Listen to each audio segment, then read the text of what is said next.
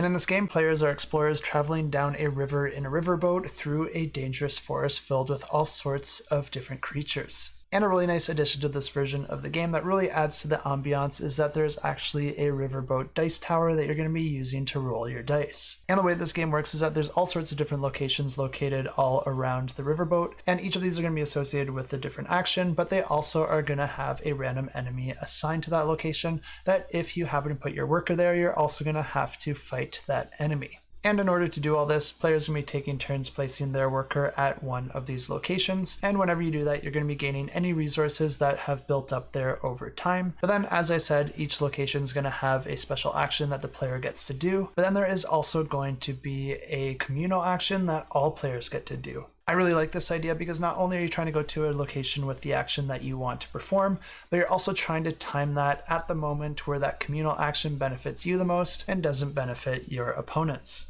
These actions can do all sorts of different things like gain you resources or coins or allow you to buy or sell items from the market. And those cards that you gain are really important because you're going to be building up your engine of abilities as the game goes on, which is going to give you more confidence when trying to fight those more challenging encounters. And that is exactly what happens after you've performed your actions, because now you're going to have to deal with the encounter at that location, and each encounter is going to have a number of points associated with it, as well as a certain pattern of die that you're going to have to roll equal or better to in order to successfully defeat that enemy.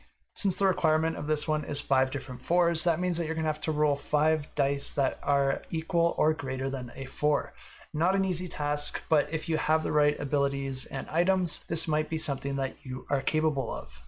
And the encounters and the way that the dice rolling along with the abilities work in this game is another thing that I think looks like a lot of fun. So I guess it's probably at this point that I should mention that this one is my own personal pick of the week. And when you do get involved into an encounter, you'll be able to use your abilities in order to manipulate the dice that you're able to roll. You're usually going to be rolling 7 dice, 5 of which are going to be colored, indicating that they are used to try and fulfill the requirements of that encounter. But then there is always 2 action dice, and I will come back to those in a second here. But depending on the abilities and resources that you have available to you, you might be able to swap out some of those basic green dice with dice of different colors, because not only do the abilities that you have affect the way that your encounter can unfold, but there's also different dice that you can gain, and some of these are more beneficial than others depending on what you're trying to achieve. And once that's all said and done and you've rolled those dice, you'll have one final chance to modify the outcome. But the thing that's really cool here is that you don't just have free access to all your actions willy-nilly. Instead, you're going to have to spend those action dice that you rolled in order to activate the actions on your cards. But as you might have noticed, some of those action dice do have icons on them, which can grant you special benefits if you don't use them on your turn. So this does create a really great decision point where you have to choose whether to keep that die or spend it to perform one of your actions.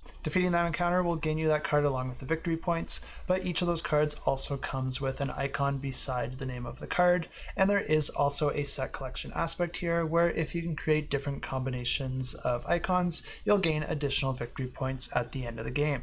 But if you are unable to defeat that encounter, you're going to be gaining insanity tokens, and these count as negative victory points at the end of the game. But there is one nice thing about acquiring them, and that's that they can be spent in order to perform some special bonus abilities. And when you do that, you're going to be flipping it, indicating that you've spent that token, but you still do keep that token, and it still does count as negative points at the end of the game. And the game continues like this, with players taking turns choosing a location, performing the actions there, and then fighting the encounter. Then the player with the most victory points at the end of the game wins the game. And as always, you can find a link to the campaign down below, and you can click on that Notify Me button in order to get notified when that campaign launches.